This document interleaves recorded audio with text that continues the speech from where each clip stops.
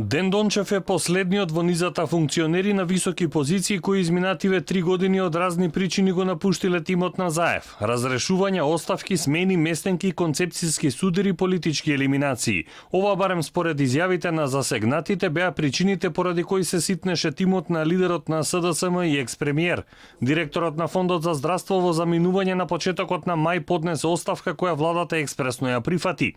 Сега е актуелен со аферата Диамет и снимките од YouTube. Освен Владин, Заев се соочи и со внатрепартиски отпор. Градоначалникот на Куманово Максим Димитриевски беше еден од оние кои заедно со Заев го ризикуваа сопствениот живот за време на настаните од 27 април во собранието. Сепак 3 години потоа дочека партијата да се оградува од него. Причина кривичната пријава против Димитриевски за непочитување на здравствените протоколи, на што градоначалникот праша дали е на повидок нов режим. Изјавите во делот на дали тоа наликува на режим или слично, со сигурност нема да ги спречат институциите да постапуваат и да дејствуваат согласно законите. Димитриевски се спротистави на владините политики околу договорот со Бугарија и бришењето на сонцето од Кутлеш. Кулминацијата на несогласувањата на релација Ременски раководство на СДСМ пак се случи откако стана обвината во случајот Меѓународен сојуз. Поранешната подпредседателка обвини за политички елиминации.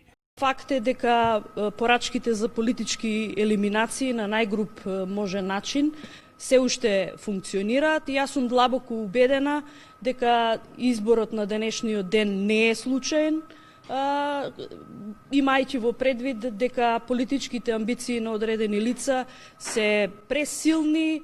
Меѓу првите кои беа таргет на Заев беше Драган Тевдовски, кој раководеше со еден од клучните ресори, Министерството за финансии.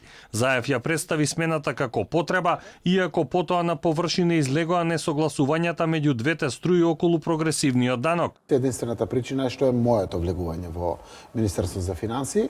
Предходно од Министерството за финансии замина еден од главните советници на Тевдовски за даночна политика, Бранимир Јовановиќ. Доскорешниот вице-премиер за економски прашања Кочо Андјушев по 2,5 години го напушти Заев. Рече дека тоа го прави за да му се врати на бизнисот. По половина година се врати како член на Советот за фискални мерки за справување со COVID-19 во Министерството за финансии.